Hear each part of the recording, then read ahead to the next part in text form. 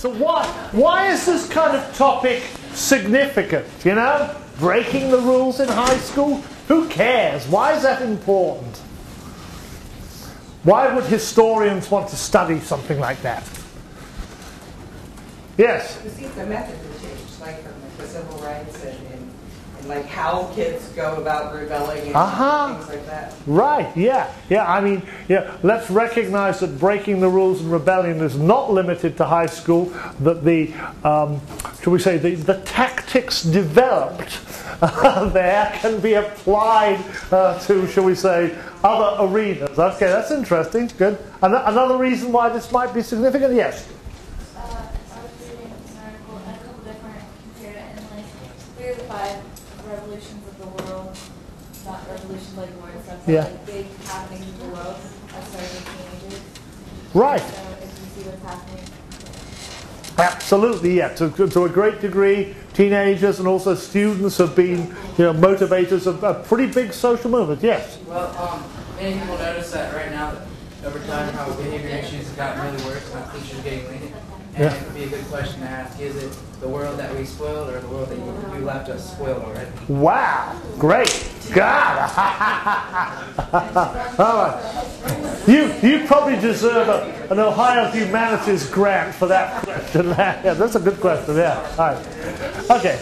Yeah, if we're generally looking at the way in which, you know, society is changing, one of the ways that you look at how society is changing is looking about, you know, how people push against standards and conformity, how they break the rules, okay? So it's actually, you know, one indicator of how, you know, standards of behavior, expectations, what we expect of other people, how we expect people to behave to other people, how we expect people to, you know, react to authority figures, you know. I mean, it can be revealing of a whole lot of things there. Okay, good answers, everybody. You did good, great.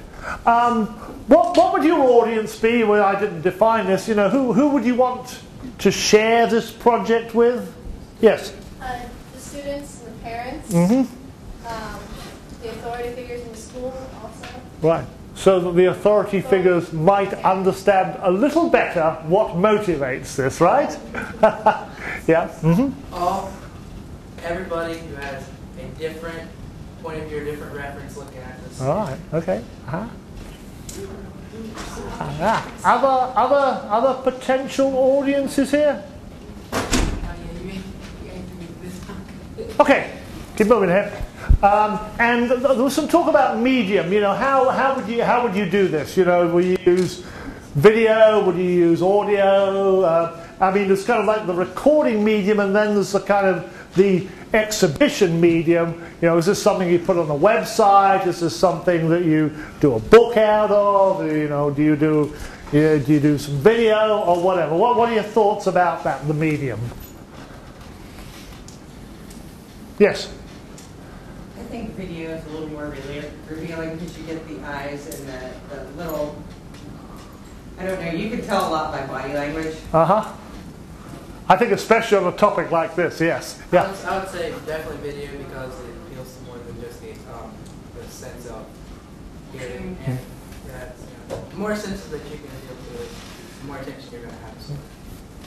I would have to agree with that. Video probably just because it can hold your attention a lot easier. You'll probably be able to gauge it. Right. Yeah, I think this is a topic where the interviews can be absolutely fascinating, but one where doing it in audio alone, you will lose something. You will lose, you'll lose a lot of irony. You'll lose a lot of body language there.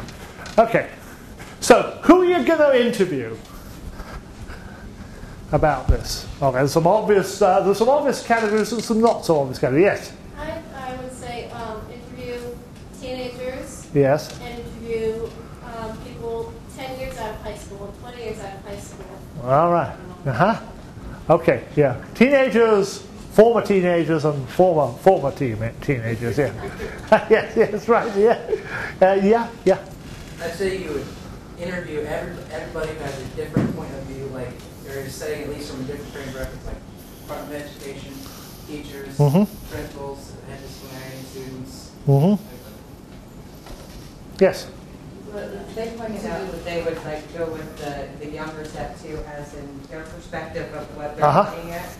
Because, you know, like high school, look what they can do. Like your fourth graders that are already dressing like they're, you know, 20, and and they have a little perspective on what they're looking at now. I mean, I think, you know, just a generational issue. It's fascinating to ask people of your parents' generation what the rules were then. And you may go, my goodness me, they're a lot tougher than they are now. You know? How could you put up with that stuff? You know? So, yeah, I mean, whether we go, you know, 10 years and 10 years and 10 years, or go generation and generation, yeah. So, you know, the people who write the rules, the people who enforce the rules. So, yeah, I think there are lots of people, as Ezra said, with different perspectives on this issue. Okay, so what kinds of rules are there? You know, lots of rules in lots of areas. And you could probably do a whole project on any one area of rules. Yes? Probably dress codes. Dress code, okay, that's an obvious one. Okay, all right. Now, do dress codes differ between schools? Oh, why not? Why isn't there national legislation on this? I'm going to talk to my senator about this. We need a national dress code, I think. And you're all going to be in school uniforms as they are in other countries. Yeah, sorry. Ooh, sorry. Yeah. No. I say I would go in the direction of not just like on specific rules, just like make just if everybody gets the same order of discipline, or some people get more leniency as far as punishment goes. And like, because someone who's in trouble more is obviously deserves to get something more bigger punishment. But then the people who do something as severe but may carry force like that doesn't get in trouble as much should also get the same kind of punishment. Yeah, now I think that sort of moves to the next level. But I think, remember, people, I think, find it more comfortable to talk about the concrete issues. So something like dress code, what I'm allowed to wear, what I'm not allowed to wear, and why was I punished for this and she wasn't. You know, I mean, you know, that kind of stuff can be pretty specific and have some good stories.